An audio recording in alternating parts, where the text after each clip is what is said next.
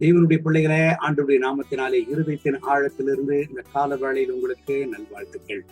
யோசுவாவின் புஸ்தகம் 6ஆம் அதிகாரம் 20வது வசனம் முதல் 4 வரிகளை வாசித்து இந்த நாளுக்காக நாம் ஜெபிப்போம். எக்காலங்களை ஊதுகையில் ஜனங்கள் ஆர்ப்பரித்தார்கள். எக்கால சத்தத்தை ஜனங்கள் கேட்டு மகா ஆரவாரத்தோடு முழங்குகையில் அலங்கம் இடிந்து விழுந்தது.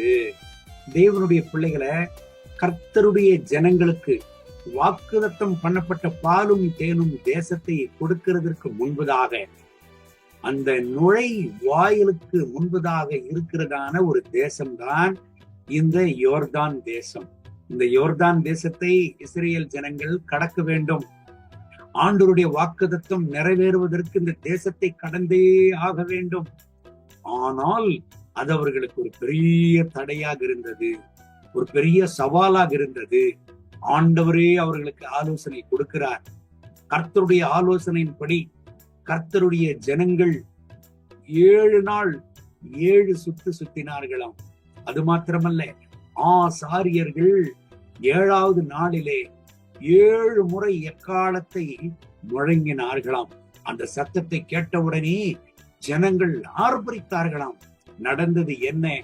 அவர்களுக்கு சவாலாக இருந்த அலங்கம் இடிந்து விழுந்தது என்று வேதம் சொல்லுகிறது.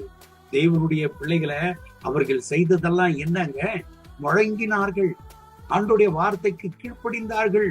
என் அன்பு தேவனுடைய பிள்ளைகளை, ஆண்டவருடைய வார்த்தையை விசுவாசித்து ஆண்டவருக்கு கீழ்ப்படிந்தார்கள். அவருடைய வார்த்தைக்கு கீழ்ப்படிந்து ஆண்டவருடைய ஆலோசனையை அனுசரித்தார்கள்.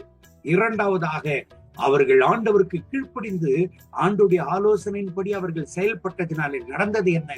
அசாதாரணமான காரியம் சாதாரணமாக நடந்தது. அது மாத்திரமல்ல, ஆண்டவருடைய வெற்றியின் வல்லமை அவர்களுக்கு விடுதலையாக்கப்பட்டது.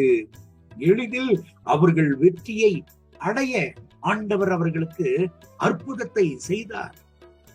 அற்புதம், அடையாளம் அவர்கள் கண்களுக்கு முன்பதாக நடந்தது. இந்த கால வேளையில என்னை கேட்கிறேன் அன்பு தேவனுடைய பிள்ளைகளை, நல்ல ஒரு விஷயத்தை புரிந்து கொள்ளுங்க.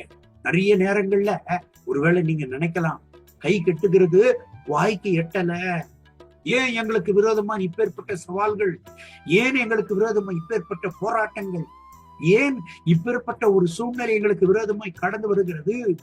எங்கள் திராணிக்கு மேலாக காணப்படுகிறதான ஒரு போராட்டமாக இது இருக்கிறதே என்று சொல்லுகிறீர்களா? எங்களுடைய பலத்திற்கு மீறின ஒரு பெரிய சவாலாக இருக்கிறதே என்று சொல்லுகிறீர்களா? என் அன்பு தேவனுடைய பிள்ளைகளை, நல்ல ஒரு விஷயத்தை புரிந்து கொள்ளுங்க. இது ஒரு சாதாரணமான விஷயம் அல்ல.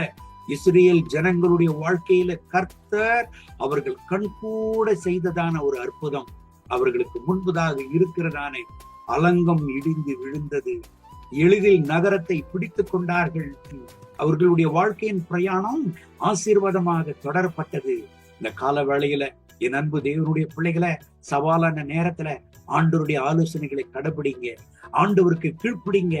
இரண்டாவது, கர்த்தர் உங்களுக்கு அற்புதத்தை செய்வார் என்று விசுவாசிங்க, ஆண்டவருடைய வார்த்தைகளை விசுவாசிங்க. மூன்றாவது, கர்த்தருடைய விடுதலின் வல்லமை உங்கள் மேல் கடந்து வருமானால், கர்த்தர் உங்களுக்கு வெற்றியை கொடுப்பார். ஆனால் எவருமே அதை தடுக்க முடியாது. ஆண்டவர் உங்களுக்கு ஜெயத்தை கொடுப்பாரானால் யாருமே அதை தடுக்க முடியாதுங்க. உங்க வாழ்க்கையில ஒரு பெரிய அற்புதத்தை ஆண்டவர் செய்வார்.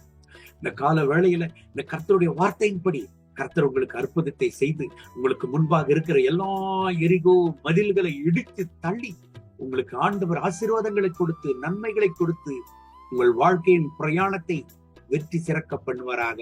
கண்களை மூடி ஜெபிப்போமா?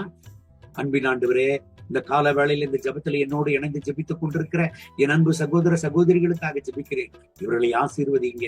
இவர்களுக்கு முன்பாக இருக்கிறதான எல்லா எரிகோ அலங்கங்கள் இடிந்து விழட்டும், எல்லா எரிகோ மதில்கள் இடிந்து விழட்டும். இவர்களுக்கு ஒரு அற்புதத்தை செய்தருளுவீராக. இவர்களுக்கு முன்பதாக இருக்கிற எல்லா சவால்களை இவர்களுக்கு ஆசீர்வாதமா மாற்றி தாங்க. கர்த்தருடைய மனதுருக்கு இவர்கள் மேல இறங்கி வரட்டும். ஆண்டவரே, இவர்களை பலப்படுத்தும். உம்முடைய அற்புதம் இவர்கள் வாழ்க்கையில நடக்கட்டும். இவர்கள் துக்கம் சந்தோஷமாக மாறட்டும்.